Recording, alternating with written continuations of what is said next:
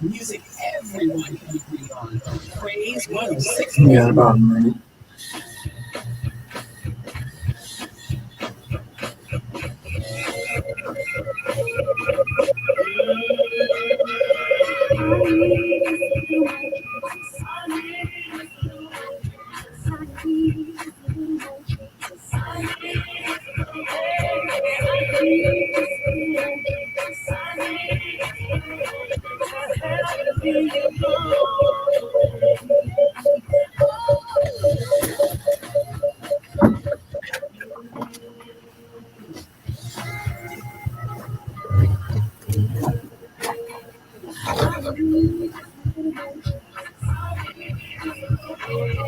$30.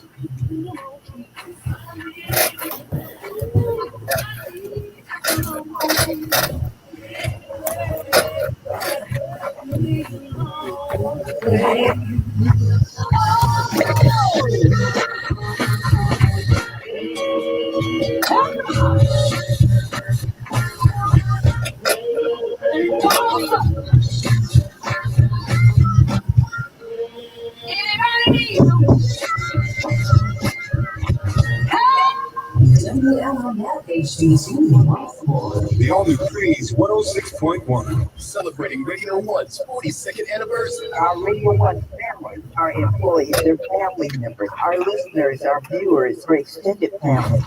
Serving the African American community for over 42 years.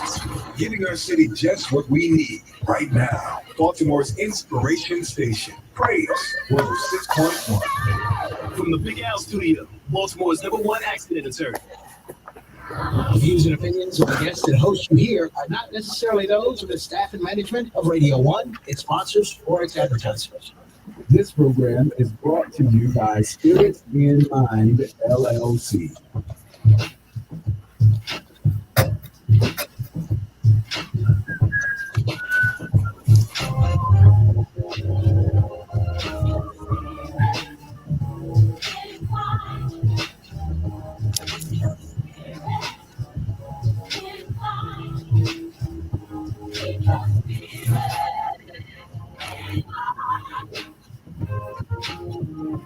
Welcome to the Spirit in Mind broadcast with your hosts, Bishop Guy Robinson and Dr. Jonathan Shepherd, where we explore faith and mental health perspectives on current affairs.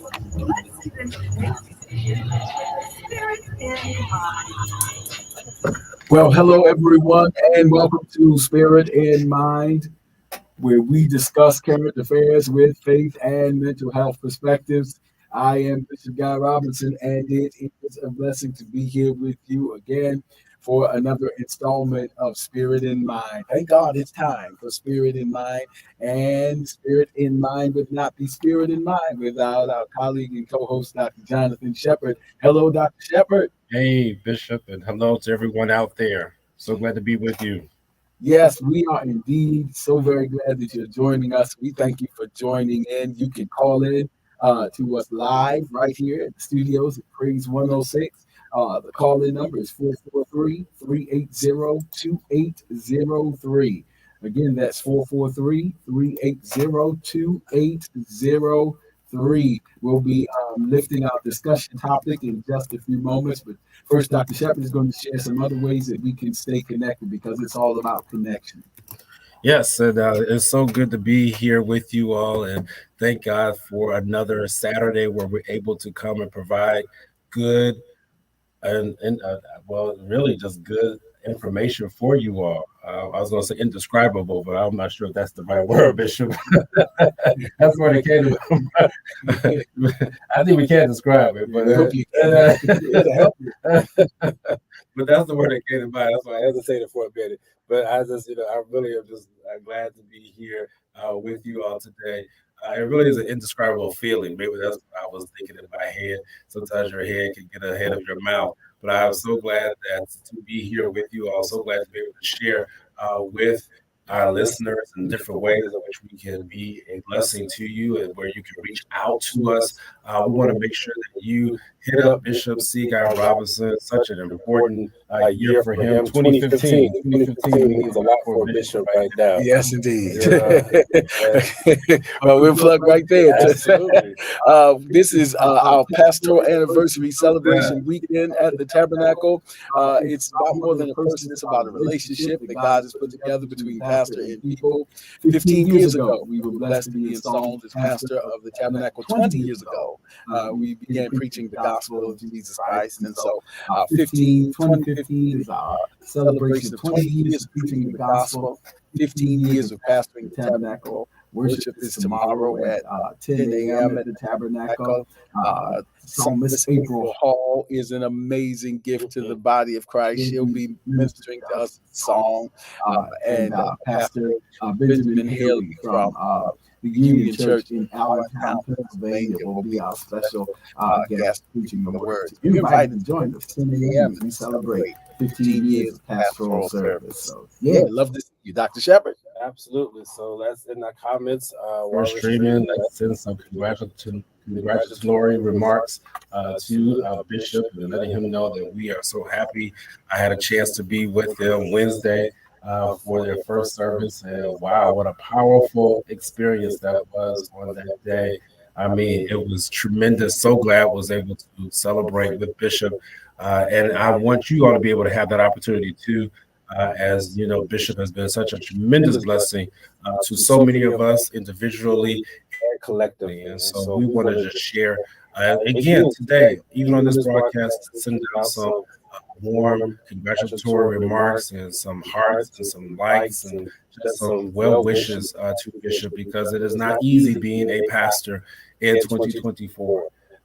No, that's not today's topic, Bishop. That could be a topic. But I want people to make sure you can go to CGR Ministries, you can go Facebook, you can go to his Instagram page, you can go on YouTube and subscribe, and you will greatly be blessed. You can go back and listen to the sermons. You may not have all 20 years or all 15 years located there, but just the last year, I guarantee you, will be a blessing to you. So go and do that. And if you're in need of direct care services, someone, you can hit me up, drjonathanshepherd.com, drjonathanshepherd.com. We made some changes to my website to make it a little bit even more easier and user-friendly, if you would. And so please go there. My admin team will be more than happy to serve you, be able to make sure that we are connecting with you. So if in need of services in Maryland, in DC, the District of Columbia, I'm happy to serve in both of those areas or states. And so please let us know if you are in need of services or you just want to reach out to us. You can do that, drjonathanshepherd.com. So yes, those are the ways in which you can reach out to us. And still today, you can reach out 443-380-2803. We're live here in the studio today. Hey, man, we're looking forward to getting into our subject for the day. We're looking forward to us remaining connected, staying connected, getting connected. And then we want to continue in this subject, and we welcome your insight. Again, you can call in at 443-380-2803. We've been talking for some time now about the transitions of life. Hymn writer said, time is filled with swift transition. Philosophy says change is the only constant. And so we're always going through these changes. The scriptures say we shall all be changed. And so dealing with these transitions and these changes that life takes us through, change is a part of life. What is essential is how healthy and helpful are the coping strategies. How you cope with the changes that life is taking you through. Change comes in many different forms. And how are you coping with it? Again, we welcome you to share with us at 443-380-2803. But today, both Dr. Shepherd and I were profoundly moved by some events this week. So I'll leave the theological foundation. Of course, we just this past Sunday, not to date the show, but we just got through Pentecost Sunday, and it really is a beginning of the church being equipped and empowered to witness for the kingdom of God. And so it came to me theologically that, a few course, 50 days before that, we celebrated Easter or resurrection season.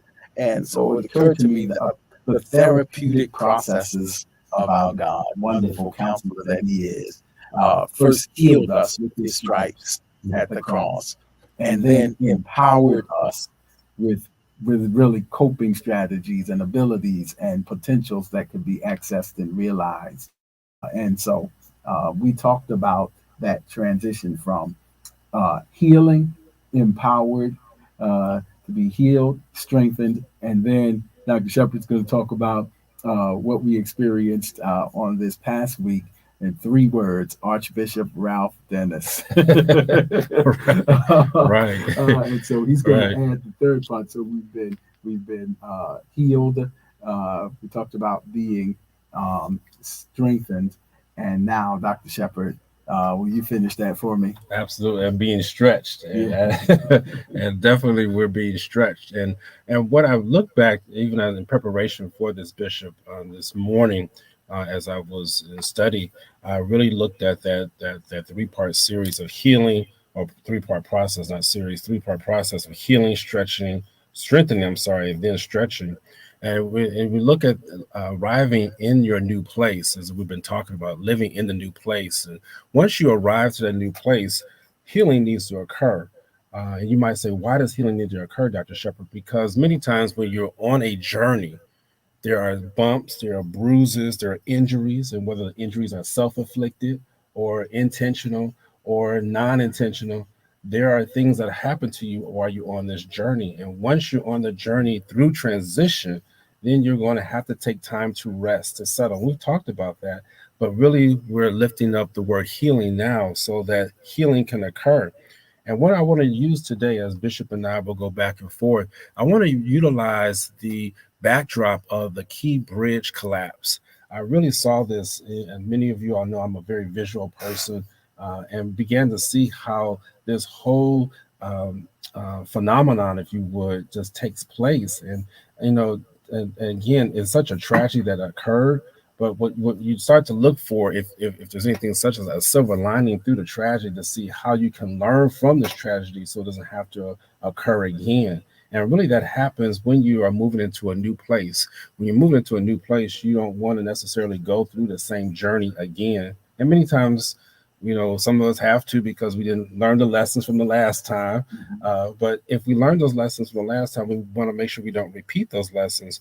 And one of the things that, Bishop, we brought this up back in our March 30th, 24 broadcast about when it's time for the healing, we have to do the removal of the debris. Right. The removal of the debris. And the debris is seen on the surface and beneath the surface, so that the channels of that port can be opened again. I know we remember that. That was so profound. But I wanted to start there today about the removal of the debris, whether it's on the surface, beneath the surface, so that those channels can be reopened, so to allow the cargo to not just get in, but also cargo to get out. Yeah. Doc, would you, for persons who may just be watching, and again, I know it's a local thing, but it did get some national news, and we do have viewers from different parts of the country. So one of the major bridges in this Baltimore area is the Key Bridge, and it's responsible for, and the river that it crosses is responsible for a lot of access and maritime activity that really affects the country. Yes. And in really less than 2 minutes, a barge hit one of the support structures, and the whole bridge came down. And ever since then, we've been, as a state, and really on a national and local level, been trying to go about the repairing process of that transformational traumatic event. And so we're looking at that because it's so profound psychospiritually. Dr. Shepherd. Absolutely. And so thank you, Bishop, because what happens is that when you have such a tragedy or event happen as this, you have cargo that is stuck on both sides. You have cargoes that cannot get out, and you have cargo that cannot get in. And that's simply because there needs to be a clearing of that debris, clearing of that debris, clearing of that debris. I'll say it 3 times like that because that's what's going to allow for the healing, if you would. That's going to allow for that channel to be reopened again. And so that's where we started out with the healing. But Bishop, I was looking at this past Monday on the 20th of May. And again, I know I'm using dates because dates here are important. So almost literally 8 weeks to the date in which it was that tragedy happened, they were able to start the process to refloat the vessel again. It's such an interesting thing that the bridge fell down, but the particular vessel that took the bridge down got stuck and couldn't move for 8 weeks. That's powerful, and we're breaking this up because if you are a person who is really, if you take it just at face value, it just seems like it's a boat, it's a ship, and a bridge. But if you see the richness that really is there, in less than 2 minutes, a whole way of life was shifted. Wow. In less than 2 minutes, 6 lives were taken. Yes. In less than 2 minutes, the loved ones of those 6 persons had their lives significantly, traumatically transitioned. In less than 2 minutes, shipments that affect the national economy were affected adversely. In less than 2 minutes, damage was done, and the results of it stayed there blocking everything for 8 weeks. Ooh. And I say that because sometimes, this in therapeutic practice, in pastoral care, persons want magic, quick turnarounds. Right. Right. In therapy, people terminate too soon. In church, you come to one service and then think if everything was magically removed. Right. But I wanted to hear this, that 2 minutes, everything that took time to build. How long were those loved ones married? Wow. And how long had they raised children together? And how long was that bridge there? And in 2 minutes, gone, and nothing but debris. But it took 8 weeks just to clear it. And according to the projections of our governor, the aggressive plan is for it to take 4 years and about $2 billion for it to be everything back in place. 2 minutes. 2 minutes. 4 years. And so that ratio is what we want to consider. Although God can do some things, I know he's a God of miracles. And yes, he did blind Bartimaeus just like that. And the one with the issue of blood, immediately the text says. So God can do some things miraculously, but he also does some things therapeutically, like the lepers who were healed as they went, and from glory to glory, and from faith to faith, and so that he that hath begun a good work in us. And so sometimes we want the end right at the beginning, but this speaks to the importance of process as a procedure. Thankfully, now the ship has been moved. So now passageways are being opened up. So Dr. Shepard, we just had to hit that. No, that's I just wrote again for those following us on live stream. 2 minute collapse, 4 year rebuild. That's amazing. Something that you could just do in 2 minutes, but yet it has a 4 year rebuild to it. That's awesome to know that. It may take that long. And I know someone probably been driving along the road right now and saying, man, that's a long time, Dr. Shepard. That's a long time, Bishop Robertson. But you know what? It may sound like a long time, but for many people, it takes that length of time to get that toxicity out of your system. Yeah. The trauma, the healing, as we've been talking about, so that the strengthening can occur. Yes. 10,000 tons of debris, 50 feet deep waters. Yeah, 10,000 tons. Wow. Going as deep as 50 feet beneath sea level. And that can't be. And so we have to ask ourselves when the transition happens, how much debris? Sometimes you can't estimate that from the surface. How much debris was brought about from the result of this traumatic event that we experienced, and how deep seated is it now? Wow. How deep do we have to go to dig up this stuff so that when the next season of access comes through, it won't get hooked up and sunk Right. by the ghost of yesterday's trauma. Right. So this is so very profound. And so we just want to encourage somebody out there again, too. You might be in that process of the digging up. We want to let you know this is the purpose of this show, not to just bring up old memories or make you feel bad or make you feel like it is unable, like you're unable to get through this. But we want to let people know, yes, we are going to empower you with the tools so that you can maintain the course, because there are some things that have happened in your life that literally only took 2 minutes to occur, but it will now have a lasting effect on you. Sometimes it may be even more than 4 years. Bishop, the thing that also really excites me, really, as again, we use this as a backdrop, is on Monday the 20th, they looked at how to refloat the Dolly, the vessel that hit the bridge. Yes, yeah. The boat's name was the Dolly, and that was the vessel that knocked down that bridge in 2 minutes. And again, we were stuck there for 8 weeks. And I was looking at what happened of how they were able to refloat that vessel again. And the purpose of that refloating it was so they can get it back to the port, so they can get the cargo off of it and get the vessel repaired and get the vessel strengthened again. Absolutely. which preaches itself, because it raises the relational question. If you allow us, Pastor Robert Spry, my friend, if you will allow us to anthropomorphize or bring anthropomorphic or human-like qualities to these inanimate objects.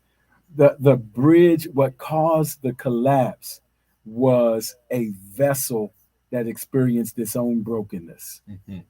And so really both parties are broken. Oh my. And so if you allow, so a broken thing broken in one vessel caused a traumatic transition for another vessel. Mm-hmm. And both of them really got to get healed. So I could stay there, but if you look at that relationally, because sometimes our transitions are due to relationships. For the vessel, the Dolly, it was a power failure. Mm-hmm. Perhaps for the person close to you, it was a moral failure. Mm. Perhaps it was some other type of character flaw. Perhaps it was something broken in them that ran into you and devastated your life. And so now, how do you heal all of the parties involved? Absolutely. So even while the bridge is being repaired, the vessel whose failure initiated all of it is being repaired as well. And is there something that the vessel that initiated the failure and the collapse might get repaired before the bridge? Right. They said about 4 weeks here in Maryland and then going to Norfolk for some additional repairs. Right. But it won't be 4 years. Right. No, right. It won't take 4 years to repair a vessel. Absolutely. So, yeah. So that it's just amazing that, wow, that even though the thing that initiated the cause, and so some of you all out there might be even upset, well, why is my healing or why is my rebuilding, why is my therapeutic process taking so long? And the person who caused it, they're able to move beyond that. I can even hear some of that stress. I can even feel that vibe that some people may be wondering, man, why is it taking so long? Well, you have to know that your process is different. Your process may require more time. Your process may be deeper. It may have caused, again, the yes, even though it was a huge vessel, the Dolly was a huge, 3 football fields, but it didn't carry as much concrete and metal as that bridge did. So again, that's why there's a difference in why it takes so long to heal. Let me share also with you, Bishop, something else that happened as I again began to look at this backdrop. The tugboats that were surrounding the injured vessel, that's the Dolly. So at the time that they were ready to refloat the boat, tugboats came alongside of the vessel, so to be able to help it get back to the port. And it was so interesting that I was watching it even on that particular morning, that once the vessel was afloat, there came a loud sound from the tugboats signaling that the vessel was afloat again. Mm-hmm. And that's so interesting. And I had to listen and learn from that. So from the sailors and from those who understand maritime events and things like that, that when you hear that loud sound, that lets you know that there's a vessel that is now refloating and that is actually moving. Now, when I looked at it from my eyes, that vessel looked like it was still stuck in the same position. But what I came to understand is that the engines underneath the boat, they actually were churning, and you actually started, if you really look close, you can see the water churning. And then they also talked about that the vessel had to now move at a 1 mile per hour rate in order to get back to the port. And so that's why, according to my eyes, it didn't look like the dolly was afloat or moving, but there was a sound that was there to alert it that, yes, this is a moving vessel. Yes, this is a vessel that is back refloating. Bishop, I tell you, moving slow but steady. yes. And that's so important because, again, I know we live in a fast-paced world and we like quick fixes. But the truth is, certain kinds of experiences and wounds and transitions and traumatic events and experiences and traumatic effects take time to be restored. And it's okay to give yourself some time and not pace yourself by any other vessel in the water. Move at the pace of your healing. And that's so very important in what we're talking about. Because again, we're talking about more than boats. But again, on Spirit in Mind, we discuss current events with spiritual and mental health perspectives. And so we're talking about more than boats. This is really the parable of the bridge collapse, if you will, because there's so many important spiritual lessons. I know we want to hurry up and see that, but it's so important that we do it right. Yeah, and I'm just going to make one more point before we draw us for a close here, is that it took those multiple hours to get that vessel back to the port. But once it was docked, now we can see where those channels can now be cleared appropriately, so the vessels can now go in and out of the port of Baltimore. Well, Dr. Shepard, real quick, my friend Pastor Roberts Fry asked a question on this subject we've been talking about. He says, what are some indicators that you're healing, but healing at a slow pace? Yeah, that's with that. Yeah, that's such an interesting topic because a question: how do you know you're even healing within your human body? You're there. You will see certain things happening. You will see certain scars developing. You will see tissues coming back together. So even there's pain. I hate to say it. Sometimes there's pain that's associated with the healing process. So Bishop, I don't know if I can get into all, because literally that's a wonderful question as far as the biological factors that happen with healing, because as you're reconnecting, let's just say if you have a break of your bone or a break in the tissue, that tissue is stretching itself to be able to bring back those forces together, that connective tissue, that skin, that bone, whatever it is. And sometimes that hurts. Those are some things that you may look for. The important piece is it's not being evasive. That's a great question. It is the relativity of the question, because slow is relative, first of all, to the degree of damage. If we stay with the bridge analogy, Governor Moore here said that 4 years restoration process is aggressive. That's true. Which suggests that it is moving at a faster pace, at least the goal is. So it could have taken like 5 years or 6 years by normative averages. statistical norm. Right. Just like when we're healing, healing from one condition or one type of procedure, they have an estimated recovery time. The doctor may say 4 to 6 weeks. But if we start comparing ourselves to others, that's when we start thinking that we're moving slow or moving fast, or if we compare ourselves to our own expectations. So if the doctor says, and you could speak to this better as a physician, but if the physician says it's going to be 6 weeks of recovery, and you're like, I got an engagement in 6 days. This is too slow. Right. So, it's not slow. I think we could replace that as saying, make sure we heal at the pace that is healthy for us to fully recover. Yes, sir. And so I know, Bishop, we're winding down. We only got about maybe a few seconds. You want to take us on out of here. And so glad that we are able to be with you live today. This has been an awesome topic. Believe me, we're coming back to this for our next show. Bishop. Yes. So listen, if this has been a blessing to you, let someone know. Thank you for joining us. And we're here on Saturdays. And thank you for every question and comment. And by the grace of God, we look forward to seeing you next time right here on Spirit in Mind.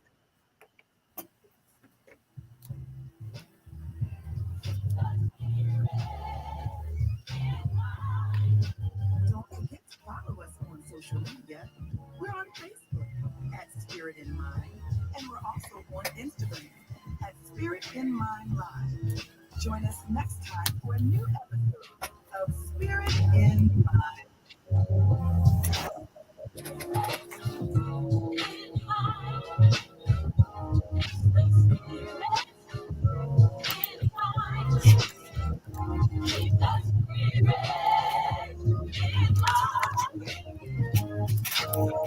This program is brought to you by Spirit in Mind.